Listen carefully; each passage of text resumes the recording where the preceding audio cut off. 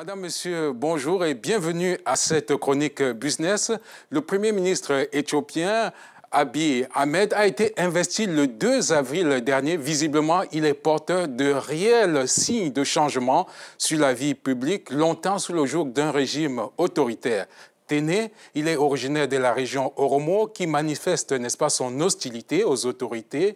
Ainsi, le Premier ministre éthiopien, il a levé l'état d'urgence en vigueur depuis 2015.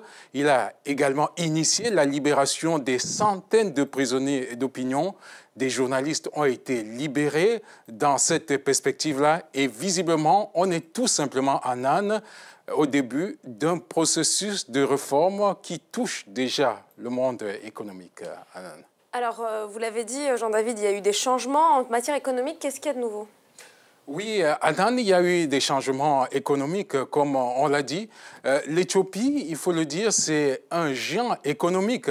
En 2 mois à peine, eh bien, il a commencé à s'attaquer à ce qui apparaît comme un tabou, à savoir la libéralisation partielle de certains monopoles d'État avec l'emblématique Ethiopian Airlines, Ethio Telecom, la compagnie de télécommunications éthiopienne, la compagnie de logistique et de transport maritime, la compagnie nationale d'électricité également sont dans la ligne de mire de ces réformes.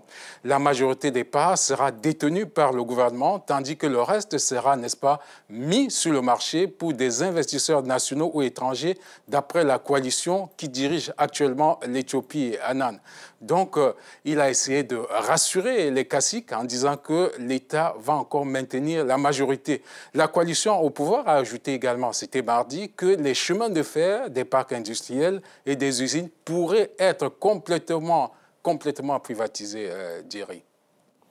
Well, Jean-David, quel est l'enjeu de cette ouverture économique? Qu'est-ce que le pays peut gagner? Oui, Thierry, il faut dire que l'Éthiopie, après votre pays, le Nigeria, c'est le 2e pays le plus peuplé d'Afrique. C'est à peu près, je crois, 100 millions d'habitants, l'Éthiopie. Donc, après le Nigeria, c'est l'Éthiopie.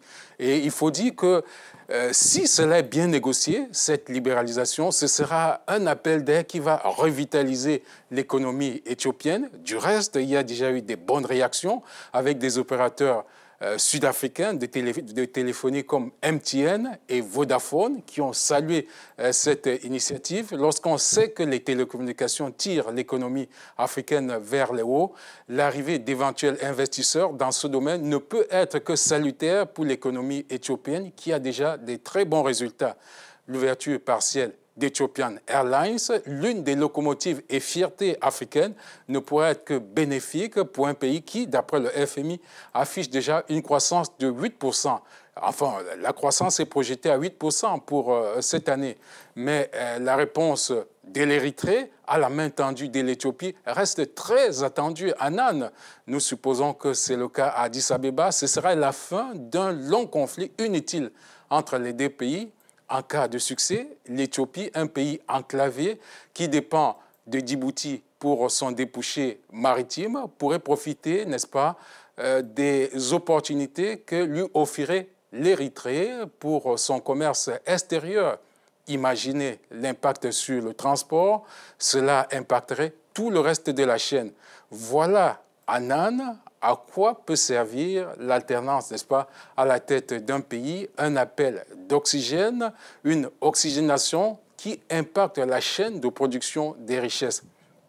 Pour ainsi dire, l'Éthiopie est un cas d'école, peut-être pour toute l'Afrique, où beaucoup de dirigeants restent encore au pouvoir et, on va dire, irriguent ainsi l'inertie et empêchent, n'est-ce pas, à l'Afrique de pouvoir évoluer convenablement. On espère que l'Éthiopie sera un cas d'école qui fera tache d'huile.